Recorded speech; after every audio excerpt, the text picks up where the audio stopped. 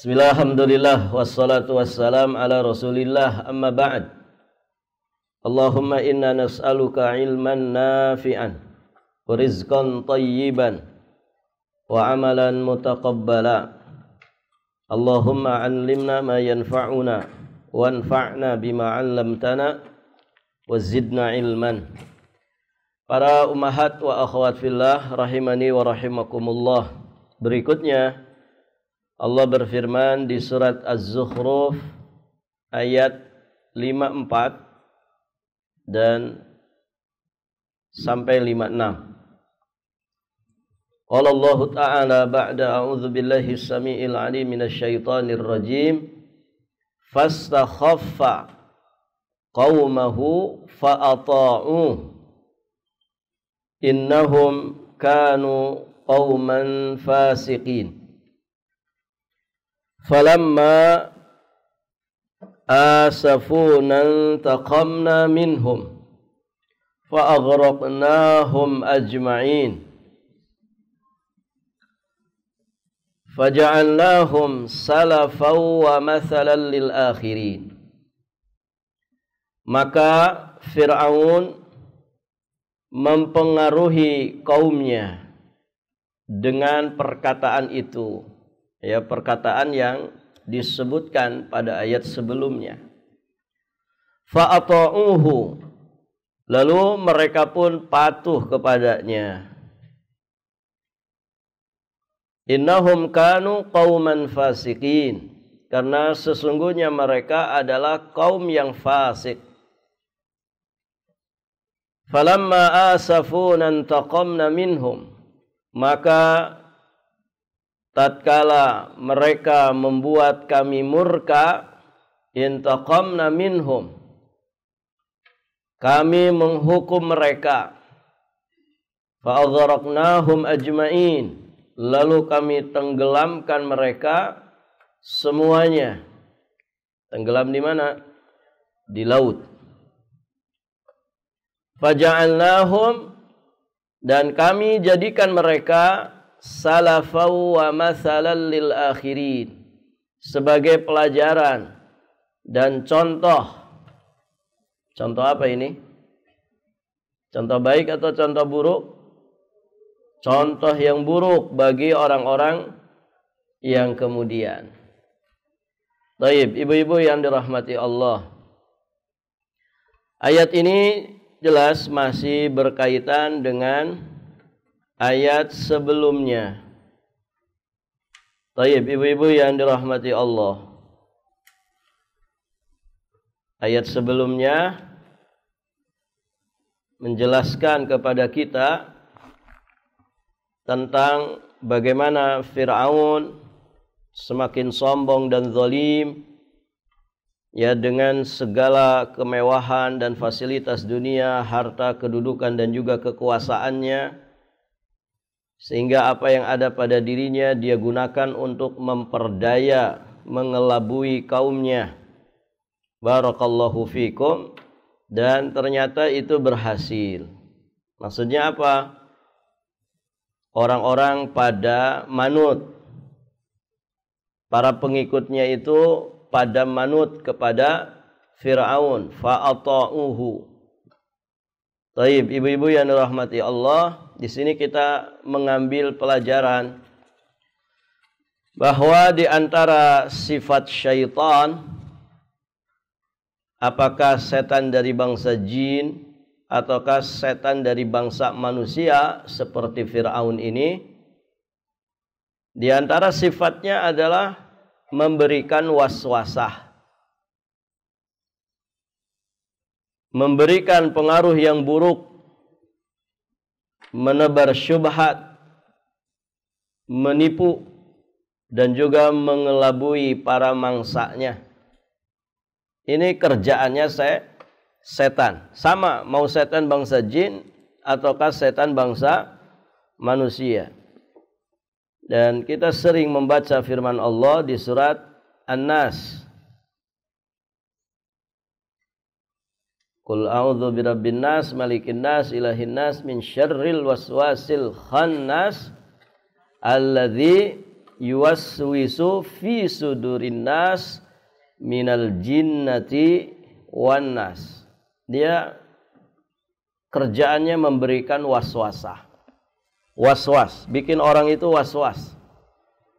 Maka ibu yang dirahmati Allah, was-was itu sejatinya dari setan. Maka orang itu mesti tenang hidupnya. Dengan cara apa?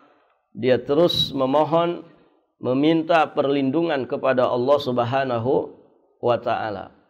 Jadi waswasah syaitan itu tidak ngefek bagi dirinya. Dan banyak manusia yang diwaswasi oleh syaitan. Waswasah syaitan ini kalau dituruti maka mencelakakan dan merugikan diri kita sendiri. Ya kan? Banyak orang yang mewaswaskan rezeki gitu ya.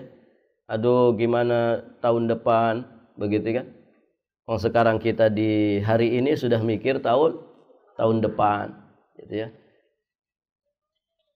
Banyak orang yang kemudian was-was dengan anak keturunannya. Gimana kalau saya mati, gitu kan? Kalau mati ya dikubur, begitu ya. Anak saya bagaimana, suami saya seperti apa, begitu kan ibu? Terus yukhawifu awliya'ahu. Manusia itu diwaswasi supaya muncul rasa takutnya. Dan orang itu biasanya takut dengan masa yang akan datang. Taib. Nah, itulah yang kemudian menjadikan manusia itu tidak normal kehidupannya. Selalu diliputi dengan keresahan, kegelisahan, kekhawatiran, kecemasan, kegundah gulanaan dan lain sebagainya. Dan itu tidak baik. Pertama, tidak baik buat batin, jelas. Ya, yang kedua juga tidak baik buat jasad. Tidak baik buat jasad. Orang yang penakut itu ibu, ya sering resah, gelisah, cemas, khawatir. Itu biasanya lambungnya bermasalah. Begitu ya, livernya bermasalah. Pokoknya jadi gampang penyakitan. Kenapa? Hidupnya nggak bisa tenang. Hidupnya tidak bisa tenang. Maka hati-hati dari waswasah syaitan. Kemudian juga hati-hati dari tipu daya syaitan. Ibu lihat di surat Al-An'am ayat 112.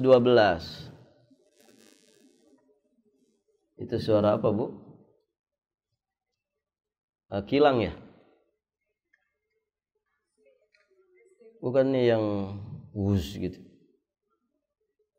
Itu suaranya ngeri, kilang kayaknya. Suara kilang.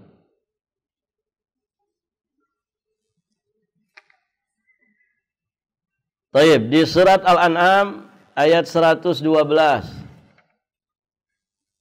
Allah Subhanahu wa taala berfirman, "Wa kadzalika ja'alna likulli nabiyyin aduwan syayatinal insi wal jin yuhi ba'dhum ila ba'din zuhrufal qawli gurura walau sya'a rabbuka ma fa'aluhu fadharhum wa ma yaftarun." Kata Allah Subhanahu wa taala, dan demikianlah untuk setiap nabi kami menjadikan musuh-musuh yang terdiri dari setan bangsa manusia dan setan dari bangsa jin. Apa yang dikerjakan mereka ini, para syaitan ini? Sebagian mereka membisikkan kepada sebagian yang lain perkataan yang indah-indah. Untuk apa? Sebagai tipuan. Contoh perkataan indah setan ibu yang menipu itu apa? Contohnya apa? Sudah sikat saja. Nanti kan bisa taubat kamu. Nah, itu ucapan indah. Tapi dalam rangka apa, Bu? Menipu. Dalam rangka menipu. Ini termasuk talbis ini. Sudah mumpung belum pensiun, begitu ya. Puas-puasin saja. Sikat saja, kalau ada peluang sikat saja. Kan gampang, nanti bisa taubat kalau sudah pensiun.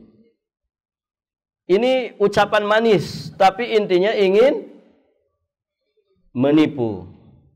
Ya, menipu manusia supaya bermudah-mudahan di dalam dosa. Akhirnya tiap hari ngumpulin dosa, numpukin dosa. Ibu yang dirahmati Allah, kotoran sedikit dengan kotoran banyak, motivasi untuk membersihkannya lebih besar yang mana? Yang kotorannya sedikit. Kalau kotoran itu sudah banyak, kadang justru berbalik malas ke kitanya.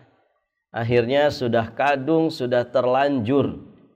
Boro-boro mau bertaubat yang sudah direncanakan. Setelah pensiun, ternyata malah semakin menjadi-jadi. Banyak orang begitu modelnya. Nah itu karena terkena oleh tipuan dan bujuk rayunya syaitan. Dia membisikkan kata-kata yang manis, perkataan yang indah sebagai tipuan. Ini kerjaannya syaitan. Dan kalau Tuhanmu menghendaki, niscaya mereka tidak akan melakukannya. Maka biarkanlah mereka bersama kebohongan yang mereka ada-adakan. Nah itu hati-hati dari tipu daya syaitan. Di surat Al-Hijr ayat 39. Di surat Al-Hijr ayat 39. Surat ke-15. Ayat ke-39 Allah Subhanahu wa taala berfirman, apa kata Allah? Qala Rabbi, mengisahkan tentang ucapan iblis.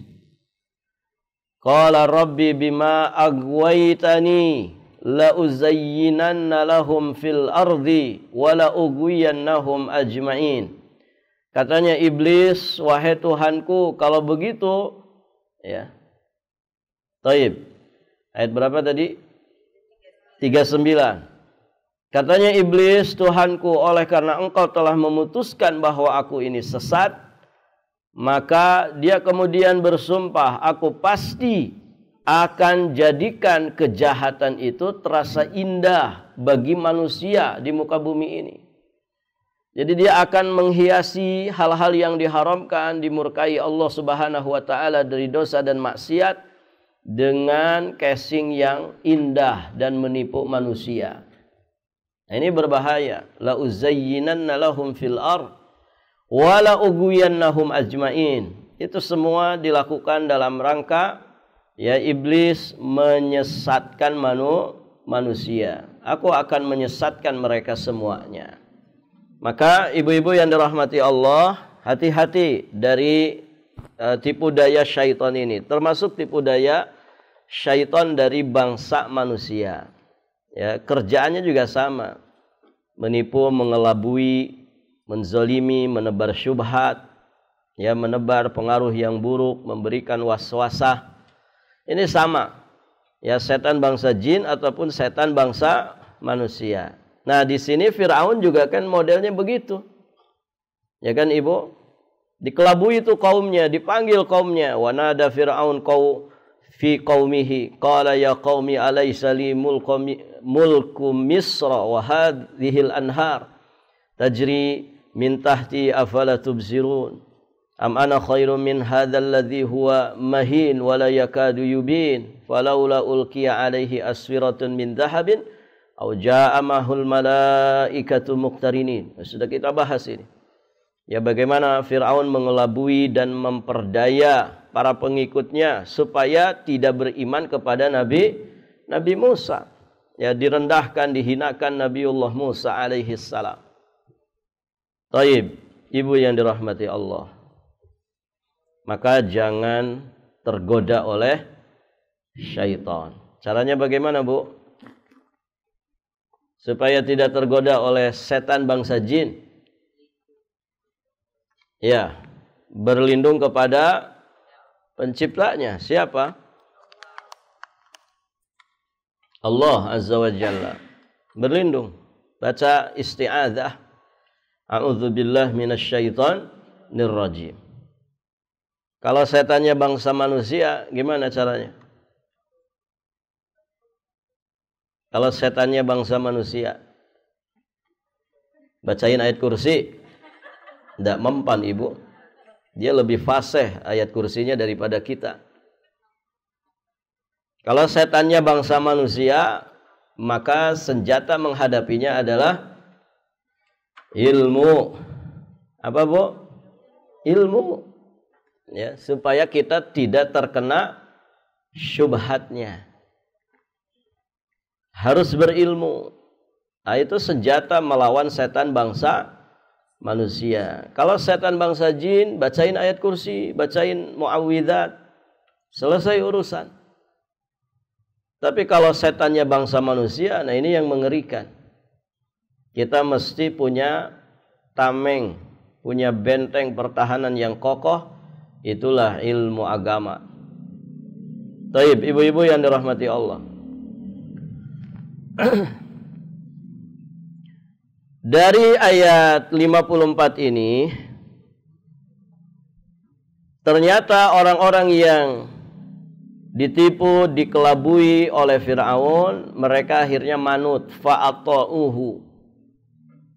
Kemudian yang mengikuti Fir'aun ini dinyatakan oleh Allah Subhanahu wa taala sebagai orang-orang fasik. Innahum kanu qauman fasikin. Innahum kanu qauman fasikin. Karena sesungguhnya mereka itu adalah kaum fasik.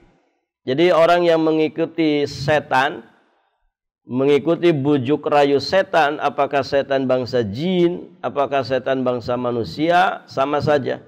Kalau kita mengikuti bujuk rayunya yang membujuk kita supaya jauh dari Allah, supaya melakukan pelanggaran-pelanggaran agama, maka ibu yang dirahmati Allah, jika kita mengikuti bujuk rayu syaitan seperti itu, kita disebut sebagai orang fasik.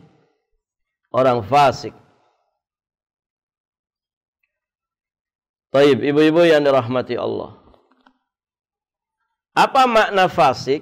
Kita sering ya mendengar di dalam ayat, di dalam hadis yang disampaikan oleh Rasulullah sallallahu alaihi wasallam. Kita sering mendengar istilah fasik ini. Nah, fasik itu secara bahasa fasaqa yafsuqu itu artinya al-khuruj anis syai', keluar dari sesuatu. Keluar dari sesuatu. Makanya tikus dalam bahasa Arab itu disebut fuwaisiqah. Ada hadisnya ya. Fuwaisiqah. Dari kata fasik. Fuwaisiqah itu bentuk tasghirnya, bentuk kecilnya. Fuwaisiqah. Kenapa disebut fuwaisiqah? Karena memang dia sering keluar dari tempat persembunyiannya. Ya, tikus itu kan keliaran, Ibu ya. Kadang di atas plafon, kadang di dapur, kadang di lemari, gitu ya. Semoga rumah kita bersih dari tikus. Ada tikus, Bu, di rumah? Ya, nggak apa-apa, jadi teman. Yang penting jangan banyak-banyak, jangan ganggu. Kalau di Jakarta itu banyak sekali. Taib, ibu yang dirahmati Allah. Itu fuwaisiqah. Maka orang munafik, orang kafir bisa disebut orang-orang fasik. Mengapa?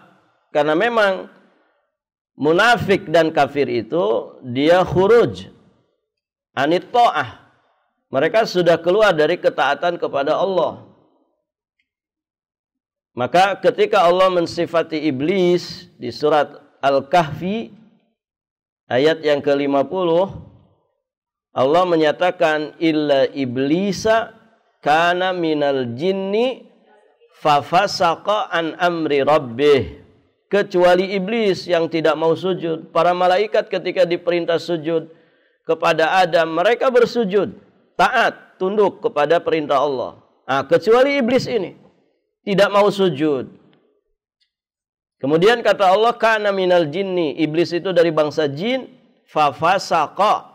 Nah, itu kalimatnya. Fafasaqa, dia telah berbuat fasik an amri rabbih, terhadap perintah Rabbnya.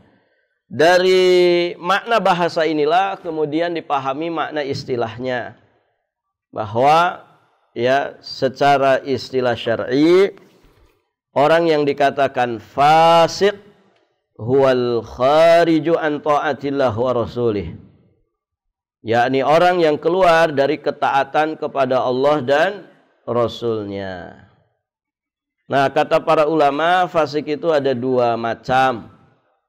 Pertama, ada fasik besar. Fasik besar itulah kekufuran, kesyirikan yang mengeluarkan pelakunya dari Islam. Nah, untuk kefasikan besar ini, Ibu bisa lihat di surat As-Sajdah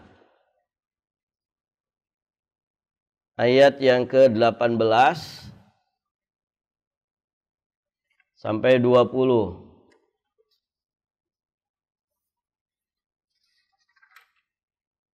As-Sajdah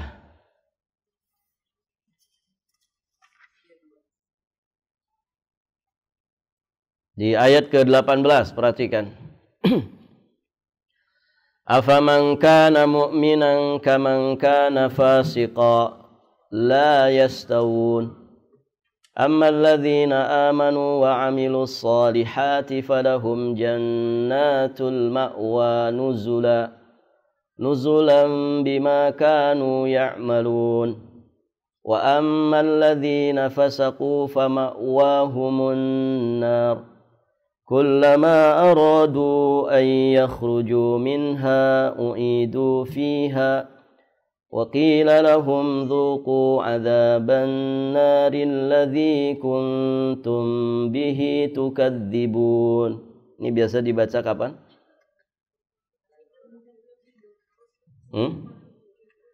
Mau tidur?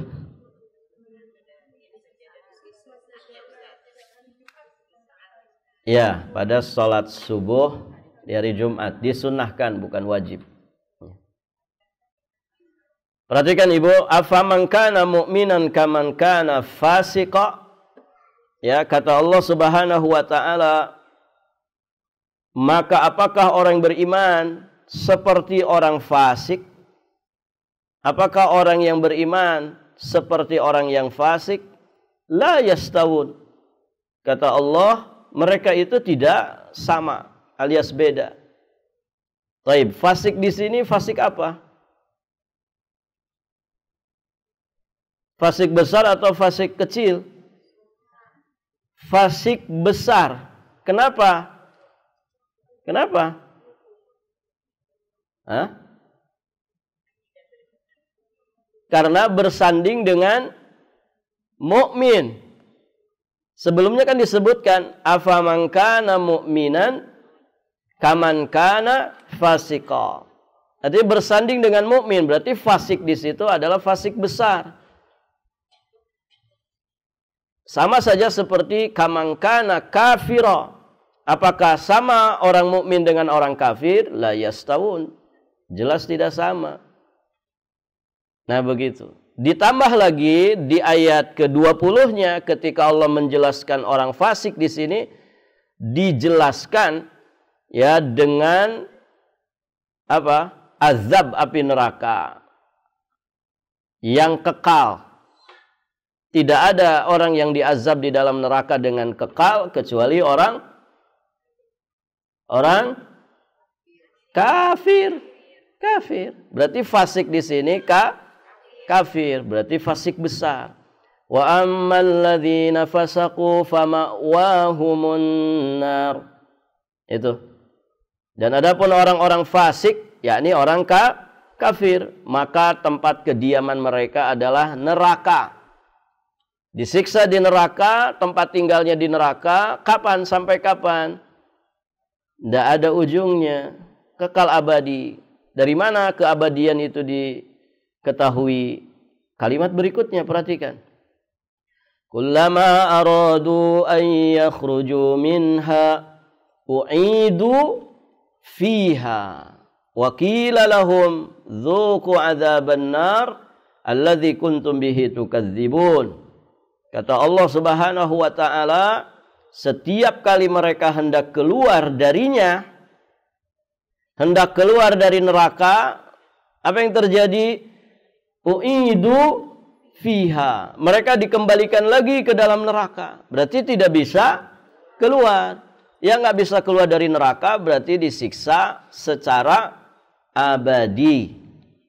Dan tidak ada orang yang mendapatkan siksa neraka secara abadi dan kekal kecuali orang kafir. Nah, ini namanya fasik besar. Fasik besar itulah kekufuran, kesyirikan, ya, yang mengeluarkan pelakunya dari Islam. Nah, ada juga fasik kecil. Kecil itu istilahnya, tapi kalau sesuatu disebut fasik itu maknanya ya berarti perbuatan dosa besar. Fasik kecil itu maksudnya dosa-dosa besar. Bisa dilihat di surat Al-Hujurat. Surat ke-49. Betul ya?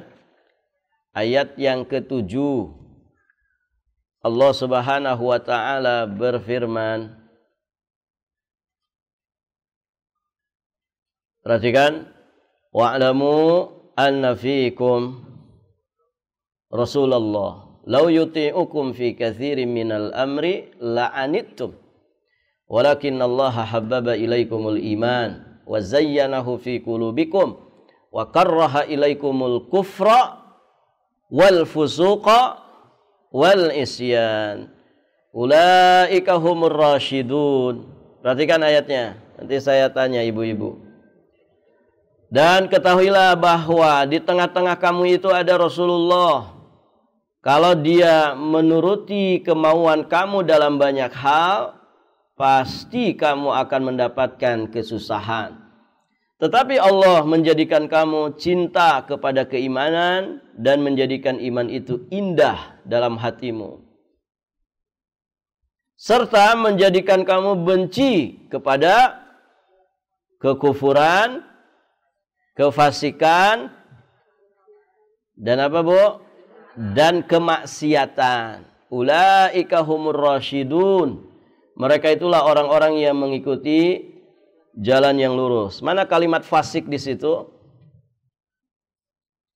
Mana kalimat fasik? Wa karraha ilaikumul kufra wal fusuk. Fusuk ini. Fusuk itu sama dengan fasik. Ya. Wal isyan. Dan Allah lah yang menjadikan kalian membenci kekufuran, kefasikan, dan kemaksiatan. Fasik di sini besar atau kecil? Fasik di situ besar atau kecil? Kenapa kecil? Kenapa kecil?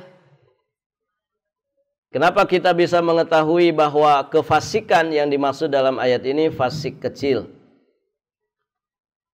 Karena dia bersanding dengan apa?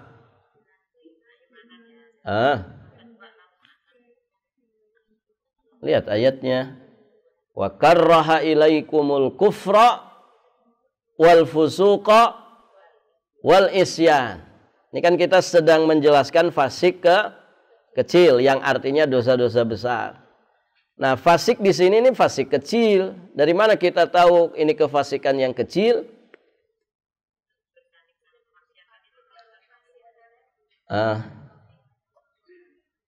Bersanding dengan kekufuran. Bersanding dengan kekufuran. Kalau fasik di situ fasik besar, nggak mungkin karena kekufuran sudah disebut. Fasik besar kan tadi kekufuran. Betul Ibu? Fasik kecil adalah dosa-dosa besar. Nah, ketika fusuk di sini bersanding dengan kekufuran, berarti menunjukkan bahwa kefasikan di sini bukan kekufuran.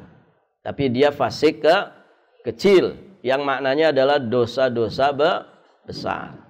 Begitu Ibu ya. Jadi fasik itu sebagaimana pembagian syirik, pembagian kufur, ada yang besar, ada yang kecil. Tapi intinya kalau kalimat fasik itu disampaikan bahwa si fulan fasik, perbuatan ini perbuatan fusuk, itu jelas, jangan diremehkan. Karena ternyata fasik kecilnya saja itu maknanya adalah dosa besar. Nah itu ibu-ibu yang dirahmati Allah.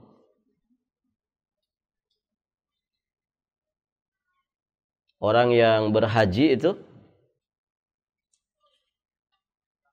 al-hajju ashhurum ma'lumat faman farada fihinna al-hajj fala rafatha wala fusuqa Jangan berbuat kefasikan. Orang kalau sedang berhaji, tidak sedang berhaji saja tidak boleh berbuat kefasik. Nah, kefasikan ya dalam ibadah haji bisa fasik besar, bisa fasik kecil. Ya. Ada enggak orang yang melakukan kefasikan saat haji dengan fasik yang besar? Banyak. Ya, orang yang misalkan gunting kiswah supaya jadi jimat. Ya, minta-minta ke kuburan. Atau misalkan ngambil tanahnya Arafah untuk dijadikan jimat. Ya, ada juga yang nyimpan KTP di Jabal Rahmah. Ada yang nyimpan foto, ada yang nulis pacarnya di situ, ya supaya berjodoh. Oh, macam-macam itu. Nah, ini namanya kefasikan besar. Kefasikan besar. Ada yang fasik kecil. Fasik kecil itu ya kayak orang marah-marah, tidak sabaran, ya. Kemudian misalkan, mohon maaf, orang sambil berjudi, ya, sambil bermaksiat, berbohong. Ada Bu di Mekah orang bohong? Bu banyak. Nipu orang ada? Ada. Itu tahun kemarin tuh yang jemaah haji terlantar. Kenapa? Karena travelnya melakukan penipuan. Berapa? 100 orang kayak itu. Nggak ada yang nanganin di sana. Ya. Yang punya travelnya kabur. Ya. Nggak ada pembimbing, nggak ada apa-apa. Terlantar. Nasallallahu al-afwa wal-afiyah wassalam. Ini namanya fasik. Walaupun dia fasik kecil, tapi dia dosa besar. Nah, ini tidak boleh. Kalau tidak sedang haji saja, nggak boleh melakukan kefasikan. Kalau sedang tidak berhaji saja, tidak boleh melakukan kefasikan, apalagi sedang berhaji. Kalau di tanah biasa, kita tidak boleh melakukan kefasikan, apalagi di tanah haram. Nah itu ibu-ibu yang dirahmati Allah. Jadi fasik itu ada yang besar, ada yang kecil. Pelajaran berikutnya, pelajaran ketiga, bahaya kebodohan. Bahayanya kejahilan. Siapa yang jahil di sini, Ibu? Ini yang kemudian dibodohi oleh Firaun, para pengikutnya ini. Dikelabui, dibodohi. Ya, diceritakan sesuatu kemudian percaya kepada Firaun. Nah, ini bahayanya kebodohan. Orang yang bodoh itu mudah sekali dibodohi orang lain, ditipu, diperdaya, disesatkan, dizalimi. Nah, disinilah pentingnya seorang hamba itu memiliki ilmu yang akan menjadi benteng yang sangat kokoh untuk menangkis setiap serangan setan, baik berupa syubhat ataupun berupa syahwat. Karena ini dua senjata andalannya syaitan. Ya, senjata syubhat dan senjata syahwat.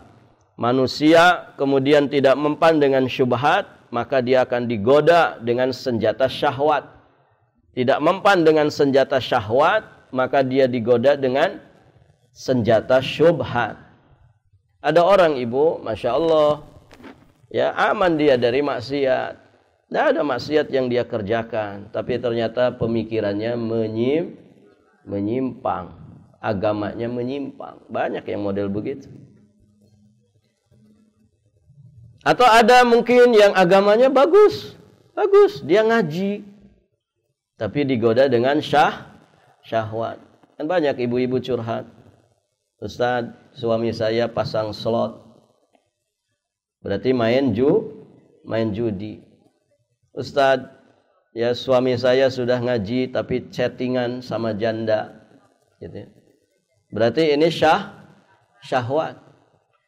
Nah, setan itu nggak peduli ibu dengan senjata yang mana saja dari dua senjata ini, yang penting manusia itu masuk neraka. Dua-duanya ini mengantarkan kepada siksa neraka. Dan yang paling mengerikan memang adalah syubhat. Karena ini yang akan merusak agama, merusak akidah. Ini syubhat. Syahwat juga tidak kalah bahayanya. Betapa banyak orang yang tadinya terkalahkan oleh senjata syahwat, akhirnya juga dia rusak agamanya. Bahkan tidak jarang orang itu akhirnya murtad dari Islam. Ya, awalnya dari syahwat. Pernah dengar muazzin yang kemudian murtad dari Islam gara-gara terfitnah oleh wanita. Gitu ya, gara-gara terfitnah oleh wanita. Nah, ini bisa terjadi. Taib, ibu-ibu yang dirahmati Allah. Maka seorang mukmin itu tidak akan menyepelekan masalah syubhat dan syahwat. Dua-duanya dia pahami adalah dua senjata iblis dan bala tentaranya dari setan bangsa jin dan juga setan bangsa manusia yang dikerahkan untuk menggiring manusia ke dalam neraka. Nah, ini harus disadari. Taib. Ibu yang dirahmati Allah, faedah berikutnya penetapan sifat intiqam. Intiqam itu memberi hukuman atau balasan. Nah, Allah di antara sifatnya adalah intiqam. Ini kita ambil dari ayat 55. Falamma asafunan taqamna minhum. Maka tatkala mereka membuat kami murka, maksudnya Fir'aun dan bala tentaranya membuat Allah murka dengan kesombongan mereka, kekufuran mereka, maka kemudian fa'aghraqnahum ajma'in. Lalu kami tenggelamkan mereka semua di laut. Nah, ini sifat intiqam. Allah itu kuasa untuk memberikan hukuman dan balasan. Jika kita mengimani sifat ini pada diri Allah, maka akan membuahkan sifat khasyah. Khasyah itu takut yang khusus. Ya, takutnya para ulama. Kemudian juga akan menghasilkan sifat khauf, sifat takut. Kemudian sifat ta'anni, hati-hati, waspada. Juga akan menjauhkan kita dari perkara-perkara yang dimurkai Allah Subhanahu wa ta'ala. Taib, ibu-ibu yang dirahmati Allah. Pelajaran berikutnya, di antara azab di dunia bagi Fir'aun dan pengikutnya, selain yang pernah kita sebutkan gitu ya, dia diazab dengan dikirimkannya apa bu?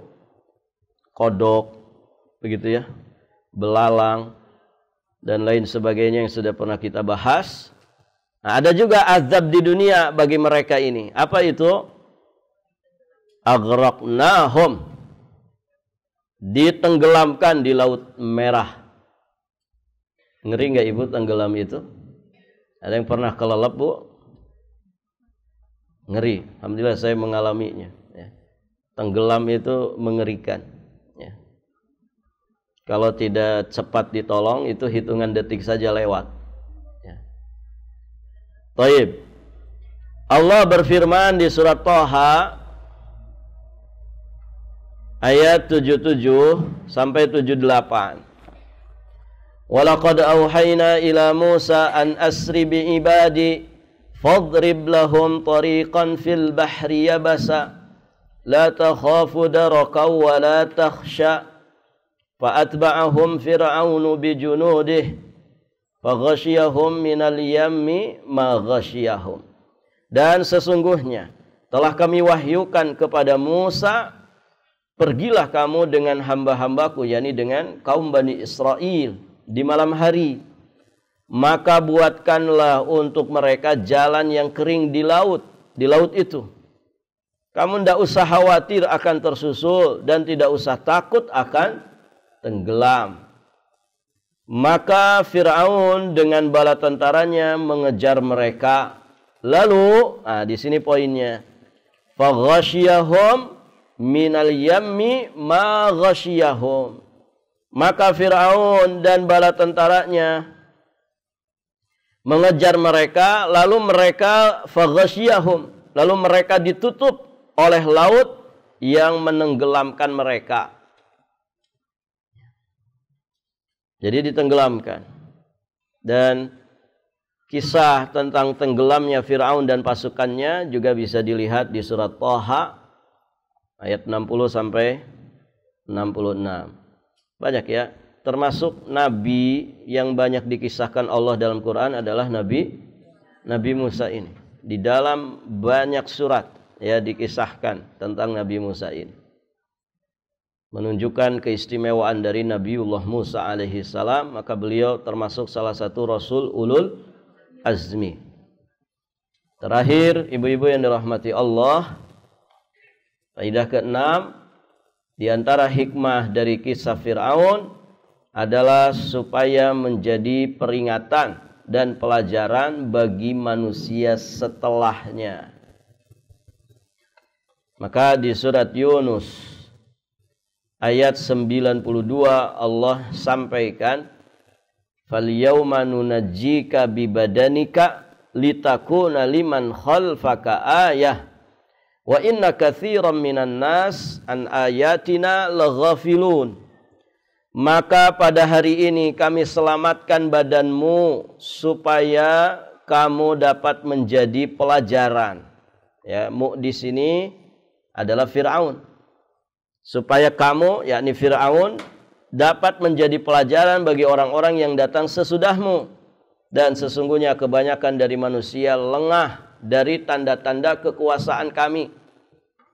Taib, ibu yang dirahmati Allah, di sini ada catatan yang mesti kita sampaikan. Badan Fir'aun pada saat itu selamat dari kehancuran, selamat dari kebinasaan. Kenapa Allah selamatkan jasadnya? Ya, sampai kemudian dia muncul di permukaan yang agak tinggi, badannya itu dalam keadaan sudah kaku, namun utuh jasadnya. Jasadnya utuh dan masih lengkap dengan pakaian perangnya. Nah, ini hikmahnya kenapa jasadnya diselamatkan oleh Allah. Ini poin utamanya dalam rangka ya supaya benar-benar diketahui oleh Bani Israel yang saat itu mereka meragukan tentang kematian dan kebinasaan Fir'aun. Karena dia ngaku sebagai Tuhan. Dia termasuk penguasa raja yang sangat lalim, yang sangat zalim, yang sangat sombong.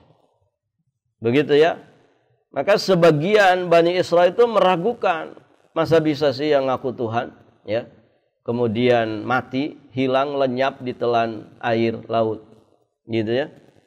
Maka falyauma nunajjika bibadanika litakuna liman khalfaka ayah. Ini tujuan utamanya, ya, supaya benar-benar diketahui oleh Bani Israel yang sempat meragukan tentang kematian dan kebinasaannya. Maka di sini ibu tidak dipahami bahwa yang demikian itu akan tetap terjaga sampai hari ini, bahkan sampai hari kiamat.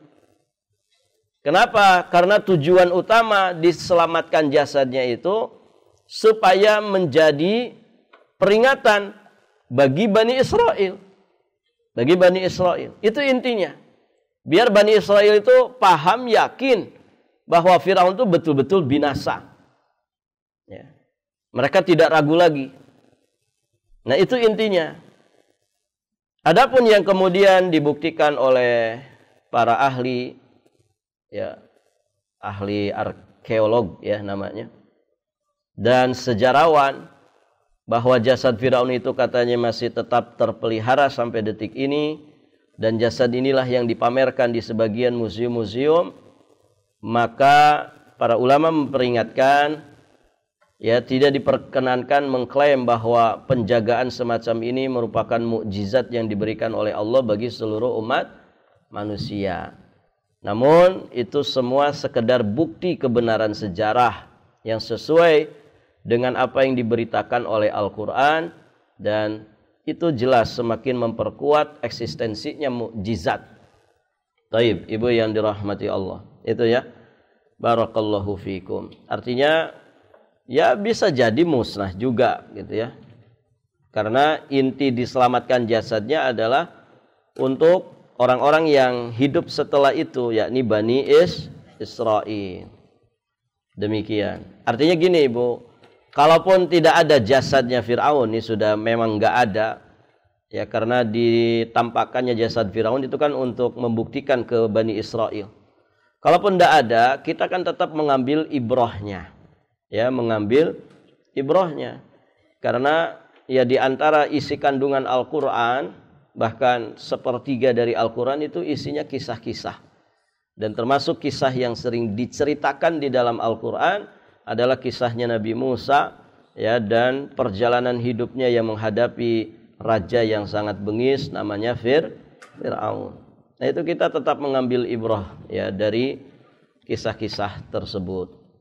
Ya, ibrah yang paling mendasar ya tentu jangan jadi orang kafir, jangan jadi pembangkang terhadap Allah dan juga Rasulnya yang diutus. Kemudian ibu yang dirahmati Allah, jangan jadi orang yang sombong. Apa yang mau kita sombongkan ibu? Tidak ada. Ya, kecantikan mau disombongkan sebentar lagi hilang. Begitu kan? Harta yang disombongkan, ya, belum tentu dinikmati. Ya kan ibu? Ya, saya sering sampaikan, ibu yang tabungannya 1 miliar, apakah pasti dinikmati? Hah?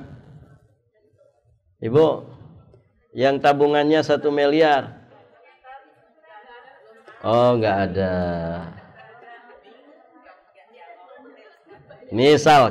Misalkan ibu punya tabungan di rekening bank 1 miliar.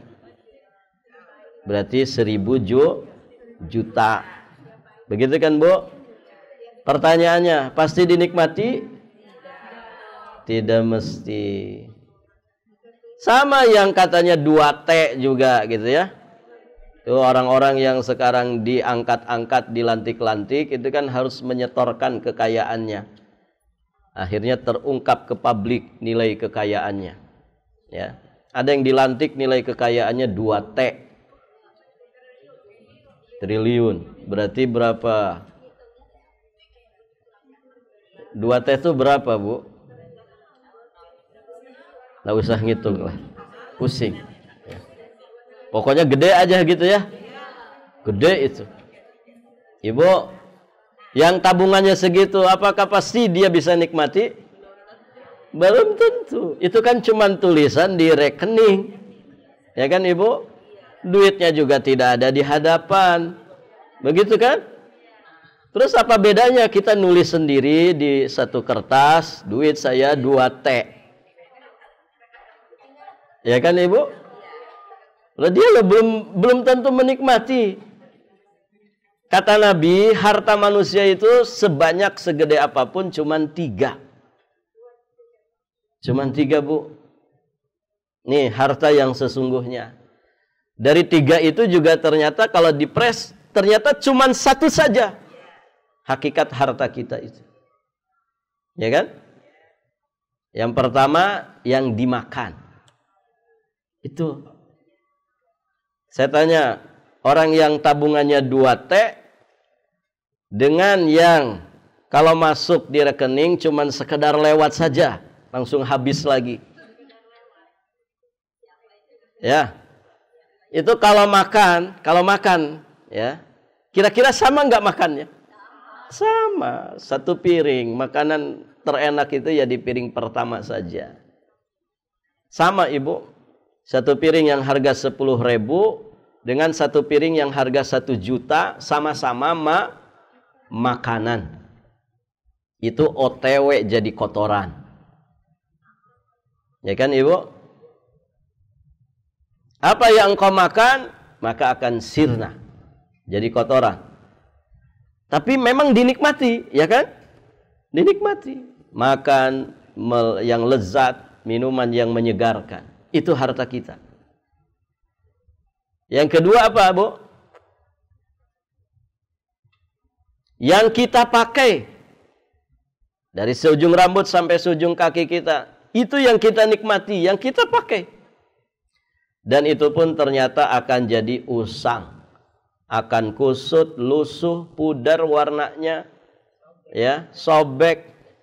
Barakallahu fiikum. Tapi memang dinikmati. Ya kan Ibu? Nah, satu lagi, apa yang kita berikan berupa infak sedekah. Itulah kata Nabi yang sebetulnya harta yang kita kumpulkan. Nah, kalau ngumpulin harta versinya kita itu apa, Bu? Ngumpulin harta versinya kita kan nabung. Nyimpan di bank, tiap bulan ditambah. Ngumpulin harta versinya kita beli tanah, ya, buat aset, buat invest, begitu kan? Ngumpulin harta versinya kita beli properti, ngumpulin harta versinya kita nabung emas, logam mulia, begitu kan Bu? Ternyata versinya Nabi ngumpulin harta itu dilepaskan di jalan Allah. Itu aslinya ngumpulin harta. Itu nanti yang akan kita panen di akhirat.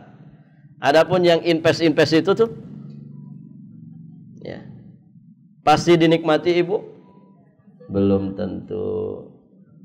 Belum tentu. Tadi yang dinikmati itu cuman yang dimakan, yang dipakai, sama yang diinfakkan. Ya, kita kalau menginfakkan sesuatu nikmat nggak? Oh, nikmat banget Ibu. Melepas sesuatu di jalan Allah itu nikmat.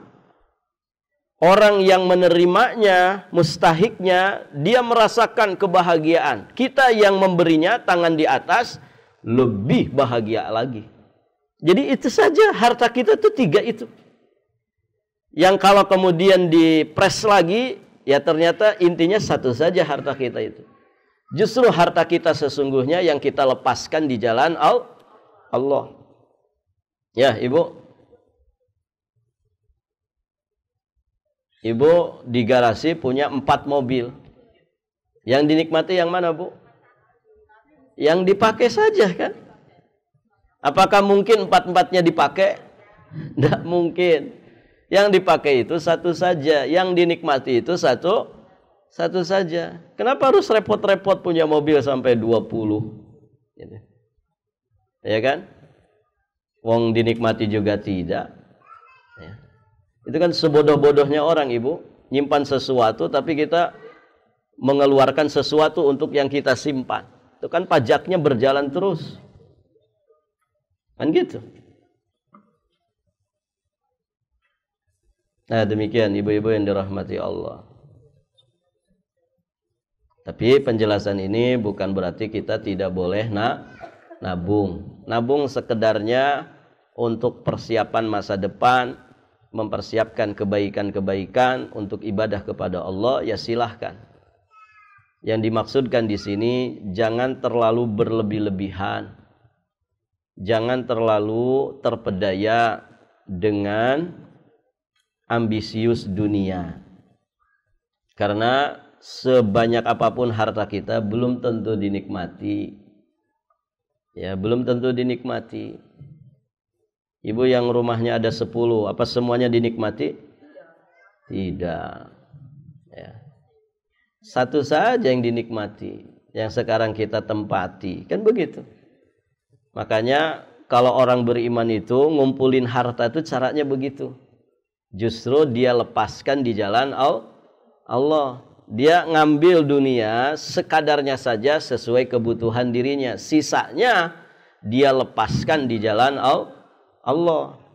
Itu namanya orang yang sedang mengumpulkan harta. Bukan yang beli aset sini, beli aset sana, buka bisnis sini, buka bisnis sana. Bukan itu. Tapi justru yang kita lepaskan. Dapat lepaskan.